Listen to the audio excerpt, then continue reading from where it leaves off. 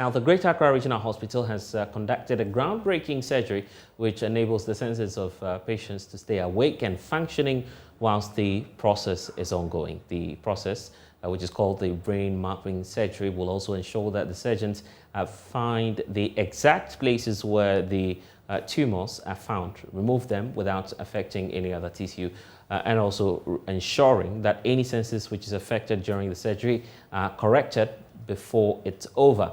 Hannah Odami was at the facility when the first of its kind and this kind of surgery was conducted and has filed this report. It was in late October 2021. 60 years old Mr. Yeboah had a terrible splitting headache. After some days of enduring the pain, which painkillers could not heal, he began to have difficulty walking. Even when it started, I used to go to work. But coming back home or going, that's where the leg problem comes. If I walk from here to this, I have to find some place to sit. I have to relax more before I get up again and then continue with this. Initial scans did not indicate any life-threatening issues, but the pain lingered on. It was at the Greater Accra Regional Hospital that doctors detected that Mr. Yeboah had a tumor in his brain. To be able to remove it and cause less damage to vital structures, we needed to do what we call brain mapping and stimulation throughout the surgery. And this is something we usually don't do here in Ghana. It's done in other places, and we thought that if we collaborate, we should be able to get this kind of surgeries done, and we did that for the first time in our country. The intraoperative brain mapping. This surgical method will enable the surgical team to find clear borders to the tumors and also remove them. Without the intraoperative brain mapping, the condition will be declared inoperable because the tumor is too close to areas of the brain that control the vision, language, and body movements. Every surgery is different. This particular one is even special, requiring new technology and special dexterity for the lead surgeon and the rest of the team. The next phase of this is how to use the navigation, the neural navigation, to really locate the tumor and use that to do targeted surgery. Okay, so now we have the patient completely, his images, and every point that we touch, and this will also help us during the surgery itself, so we can easily target it. Exactly know where the tumor is to get it removed. Their confidence is boosted with the presence of a team from the Foundation of Orthopedics and Complex Spine Focus Hospital. The hospital enhances access to optimal surgery and non-surgical care for patients with disabling musculoskeletal disorders, including complex spine deformities and pediatric orthopedic problems. They have also conducted awake surgeries on the spine of many patients. But of course, the first for brain tumor in this instance. So the goal of this deep brain testing is just for the doctor to be able to separate the tumor, which is the diseased part of the brain mass, from the healthy part, so that he doesn't take out the diseased tumor together with some healthy, so at some point he's likely to take out some brain tissue. Science and religion is often in conflict, but here in the theatre, doctors, nurses, and the rest of the team say a prayer before the first cut, after almost 4 hours of preparing Mr. Yeboah for this process. Lord, it is your hand that is going to do this surgery and not ours. So everything is secure. We pray against any complication in the post-operative period.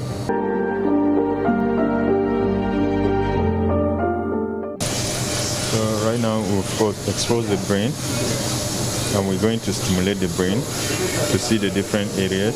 We can already identify the tumor. You can see here is tumor, here is tumor, this is normal, so you can see the difference.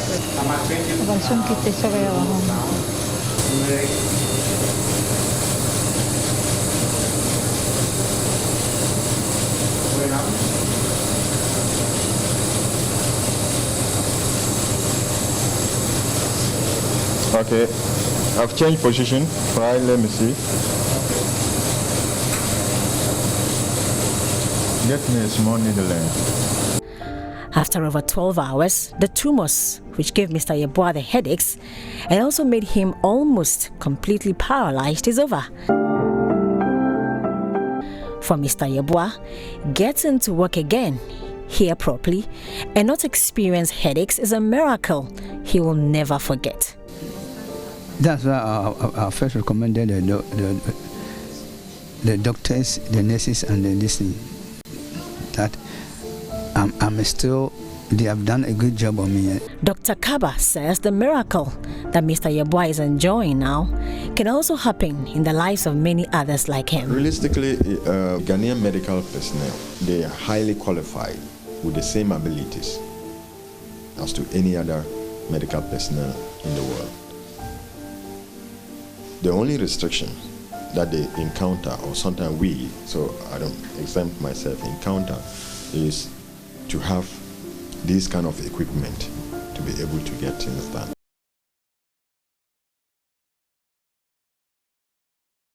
Well, so joining us via Zoom is a member of the team which conducted this groundbreaking surgery, Joshua Larry, who's a neuro-monitoring technologist at the Focus Orthopedic Hospital here in Ghana. Thank you so much for joining us. So help us understand this festival. What's this neuro-monitoring technology all about, and how long has the technology been here in Ghana?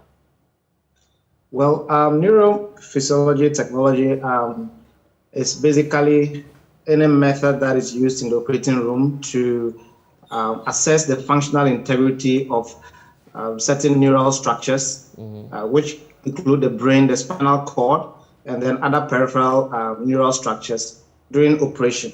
So during surgical operation, the patient is usually asleep and doesn't have awareness of what is happening. So this technology helps to guide the surgeon to actually be able to execute neurological surgery in a very safe manner. And then it helps reduce post-operative, the risk for post-operative neurologic deficits. Right, and I guess the concern is... Technology has been around for a very long time in different parts of the world, but it's fairly new in Ghana.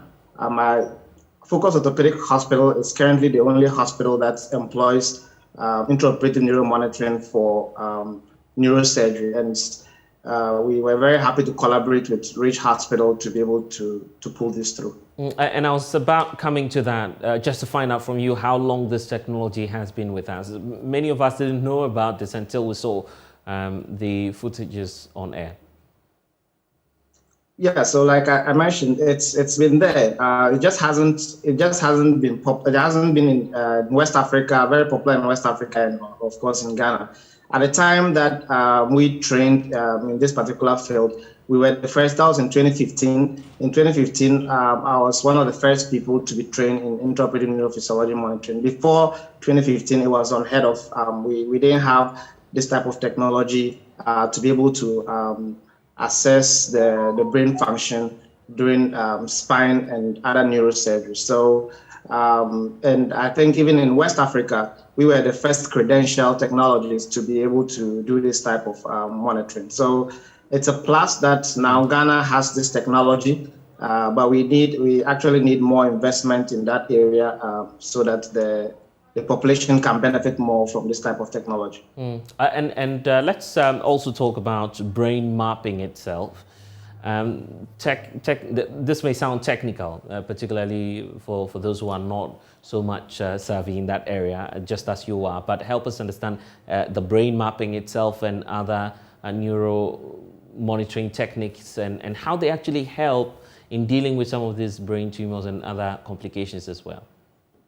Yeah, so you'll find that the brain is basically the center of our body that controls our function, our general function, movement, vision, hearing, and all the other perceptions, the sensory and motor perceptions that we have. So the brain is a very critical organ. The brain and the spinal cord, if I should say, together with our peripheral nervous system, they actually control our movement and general bodily function. So if this very vital organ is affected for various reasons, such as the tumor that we saw in this patient, it can degenerate into so many neurological problems. So this patient that we operated on was starting to have, he started with headaches. And it advanced, it progressed to